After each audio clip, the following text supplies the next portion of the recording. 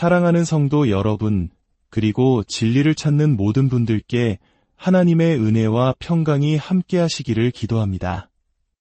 오늘 우리가 함께 나눌 이야기는 어쩌면 우리 신앙의 가장 깊은 본질을 건드리는 질문에서 시작됩니다. 혹시 누군가 당신을 가리켜 하나님의 친구라고 부른 적이 있습니까? 단순히 당신이 교회를 다니기 때문이 아니라 당신의 삶 속에서 그리고 당신을 통해 역사하시는 하나님의 놀라운 일들을 보았기 때문에 말입니다. 당신 자신뿐만 아니라 주변 사람들까지도 그 혜택을 누리게 하는 그토록 강력하고 분명한 하나님의 임재를 목격했기 때문에 나온 감탄사로서 말입니다. 하나님과의 관계가 너무나도 긴밀하고 가까워서 그것이 더 이상 머릿속에만 머무는 학문적인 개념이 아니라 우리의 역사 속에서 우리의 삶의 현장에서 눈에 보이는 실제가 되는 것. 오늘 우리는 바로 그 명백한 관계에 대해 이야기하고자 합니다. 본격적인 말씀에 들어가기 앞서 오늘 이 이야기가 당신의 마음에 울림을 준다면 좋아요와 구독으로 저희와 함께 해주시길 부탁드립니다. 당신의 이 작은 행함이 이 귀한 말씀을 더 많은 이들에게 전하는 선한 도구가 될 것입니다. 이 영상을 나누는 모든 분들의 삶에 하나님의 축복이 가득하기를 소망합니다. 성경 야고보서에서 우리는 아브라함에 대한 놀라운 기록을 발견합니다. 그 행함으로 아브라함이 의롭다 하심을 받은 것이 아니냐, 여기서 우리는 잠시 멈춰 서게 됩니다. 행함으로 의롭다 하심을 받았다니 이건 우리가 익히 들어온 바울의 가르침과 조금 다르게 들리기 때문입니다. 바울은 로마서와 갈라디아서를 통해 끊임없이 강조했습니다. 우리는 오직 믿음으로 의롭다 하심을 얻는다고 말입니다. 행함과 상관없이 전적인 하나님의 은혜로 믿음으로 구원을 받는다는 이 진리는 우리 기독교 신앙의 가장 핵심적인 기둥입니다. 그렇다면 야고보가 말하는 행함으로 얻는 의로움은 대체 무엇을 의미하는 것일까요? 여기에는 두 가지 차원의 의롭다 하심이 존재합니다. 첫째는 바울이 말한 우리의 영원한 운명에 관한 것입니다. 이것은 우리가 천국에 들어갈 자격을 얻는 구원의 문제입니다. 이 영역에서 우리의 행함은 아무런 힘이 없습니다. 오직 예수 그리스도를 믿는 믿음만이 우리를 의롭다고 칭해주시는 유일한 근거가 됩니다. 하지만 야고보는 두 번째 차원의 의롭다 하심을 이야기하고 있습니다. 이것은 우리의 영원한 운명이 아니라 바로 지금 우리가 살아가는 역사 속에서의 하나님의 개입에 관한 것입니다. 우리의 삶 속에서, 우리의 환경 속에서, 우리의 기도 응답 속에서, 우리에게 주어지는 능력과 승리 속에서, 그리고 역경을 이겨내는 구원의 경험 속에서 하나님께서 어떻게 역사하시는가에 대한 문제입니다. 이 땅에서의 삶이 하나님의 능력으로 채워지기 위해서는 우리의 믿음 체계뿐만 아니라 우리의 행함을 통해 우리가 의롭다는 것을 선포해야 한다는 것입니다. 야고보는 아브라함의 믿음이 그의 행함으로 온전하게 되었다고 말합니다. 여기서 온전하게 되었다는 것은 성숙했다, 발전했다, 자라났다는 의미입니다. 우리의 믿음은 가만히 앉아서 믿음을 달라고 기도만 한다고 자라나는 것이 아닙니다. 믿음은 하나님의 말씀을 붙들고 행할 때 자라납니다. 아브라함이 그의 아들 이삭을 바치는 순종의 행함을 통해 그의 믿음은 성숙했고 하나님에 대한 그의 관점은 이전과 비교할 수 없을 만큼 커졌습니다. 하나님의 능력, 목적, 그리고 그분의 개입하심에 대한 모든 이해가 성장한 것입니다. 만약 여러분이 더 큰 믿음을 원하신다면 더 많이 행하십시오. 여기서 행함이란 단순히 바쁘게 움직이는 것을 의미하지 않습니다. 그것은 성경적 진리를 삶의 결정의 순간에 적용하는 것, 즉 성경이 말하는 순종을 의미합니다. 올림픽 경기를 생각해 봅시다. 높이뛰기 선수는 자신의 힘만으로 약 2m 이상을 뛰어넘을 수 있습니다. 하지만 장대 높이뛰기 선수는 장대의 도움을 받아 5m가 훌쩍 넘는 높이를 넘어섭니다. 똑같은 인간의 능력이지만 장대라는 도구를 사용했을 때 그 결과는 상상을 초월합니다. 여러분의 행함이 바로 그 장대입니다. 믿음만으로는 갈 수 있는 높이에 한계가 있을 수 있습니다. 하지만 당신이 순종이라는 행함의 장대를 붙잡고 믿음과 연결할 때 그 행함은 당신의 믿음을 이전에는 상상도 할 수 없었던 더 높은 차원으로 쏘아 올릴 것입니다. 그리고 보통 이러한 행함은 우리의 삶에 닥쳐온 시련 속에서 요구됩니다. 그리하여 성경은 기록합니다. 아브라함은 하나님의 번니라 칭함을 받았나니 우리는 나는 하나님의 친구라는 찬양을 즐겨 부릅니다.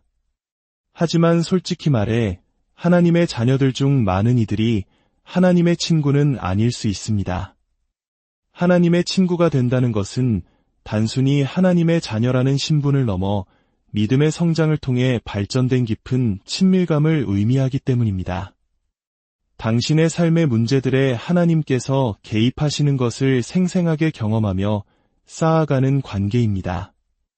만약 하나님께서 당신의 삶에 개입하지 않으시는 것처럼 느껴진다면, 그분의 임재가 나타나지 않는다면 그것은 아마도 그 친밀함이 부족하기 때문일 수 있습니다.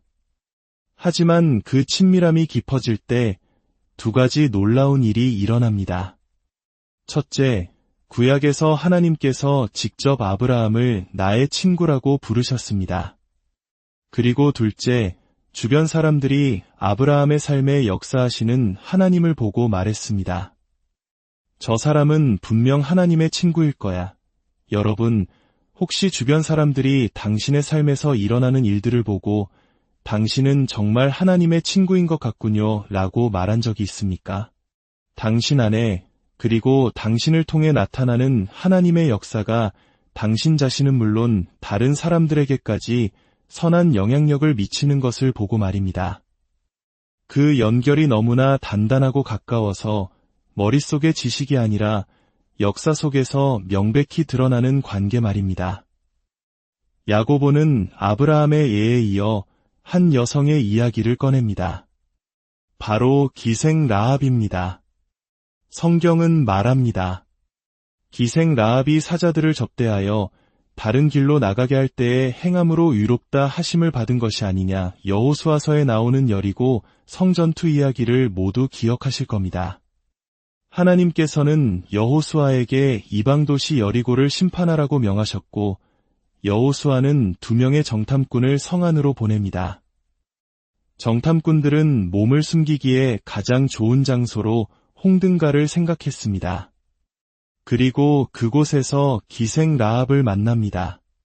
신약 성경에서 라합의 이름이 언급될 때마다 놀랍게도 그녀의 직업이 항상 따라붙습니다. 그녀는 정탐꾼들에게 이렇게 말합니다. 나는 당신들의 하나님에 대해 들었습니다. 그분이 행하신 놀라운 일들을 들었고 나는 당신들의 하나님을 믿습니다. 그녀에게는 믿음의 체계가 있었습니다. 그래서 그녀는 믿음으로 정탐꾼들을 자기 집에 숨겨주었습니다. 곧 여리고의 관리들이 라합의 집에 들이닥쳤습니다. 이스라엘에서 온 정탐꾼들이 여기 있다는 소문을 들었다. 사실이냐? 라합은 단호하게 대답했습니다. 절대 아닙니다. 그녀는 거짓말을 했습니다. 어떤 분들은 이것이 거짓말을 해도 괜찮다는 의미인지 물으실 수 있습니다. 성경이 말하는 원리는 이렇습니다. 때로는 우리가 두 가지 죄악 사이에서 하나를 선택해야만 하는 상황에 놓일 때가 있습니다. 라합은 정탐꾼들의 생명을 내어주는 것보다 거짓말을 하는 것이 하나님께 더 큰 영광이 될 것이라고 믿었습니다. 그녀는 정탐꾼들을 다른 길, 창문을 통해 밧줄로 탈출시켰습니다. 그들이 떠나기 전 정탐꾼들은 라합에게 약속합니다. 당신이 우리에게 보여준 이 행함 때문에 우리가 이 성을 함락시킬 때 당신의 온 가족을 이 집으로 모으십시오. 붉은 줄을 창문에 매달아 표시하면 이 집 안에 있는 모든 사람은 구원을 얻을 것입니다. 여호수아서에는 우리가 쉽게 지나칠 수 있는 라합의 집에 대한 중요한 묘사가 나옵니다. 그녀의 집이 성벽 위에 있었으므로 그녀의 집은 성벽의 일부였습니다. 이것이 무엇을 의미할까요? 여리고 성벽이 무너져 내릴 때 라합의 집이 붙어 있던 그 부분만큼은 무너지지 않고 굳건히 서 있었다는 뜻입니다.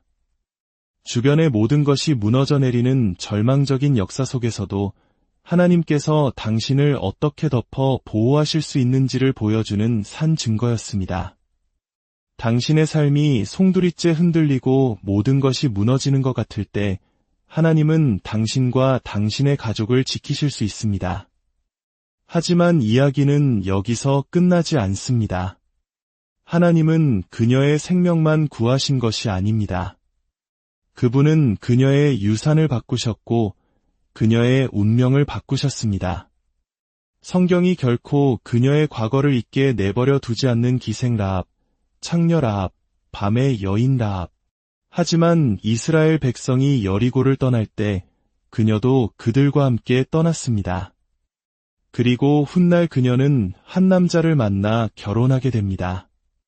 놀랍게도 마태복음 1장 예수 그리스도의 족보를 읽어보면 바로 그 기생 라합의 이름이 그 안에 당당히 기록되어 있습니다. 히브리서 11장 위대한 믿음의 영웅들을 나열하는 그곳에도 라합의 이름이 빛나고 있습니다. 하나님께서 우리에게 말씀하시는 것입니다.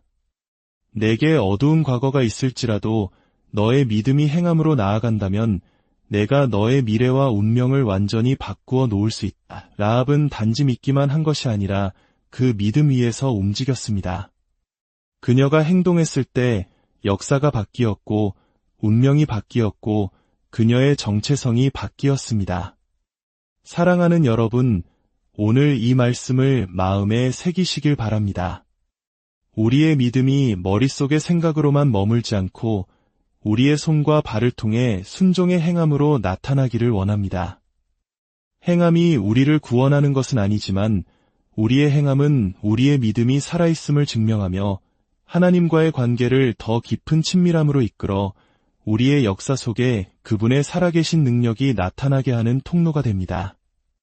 아브라함처럼, 라합처럼 여러분의 삶이 하나님의 살아계심을 증거하는 통로가 되기를, 그리하여 세상이 여러분을 보고 하나님의 진정한 친구라 부르게 되기를 우리 주 예수 그리스도의 이름으로 간절히 축복하고 기도합니다.